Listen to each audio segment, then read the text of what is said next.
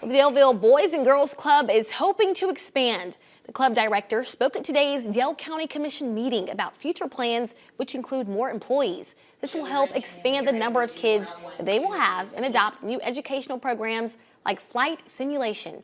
The director hopes to get ARPA funding from the commission to support their growth. So being able to serve more kids gets more kids into something productive throughout the summer.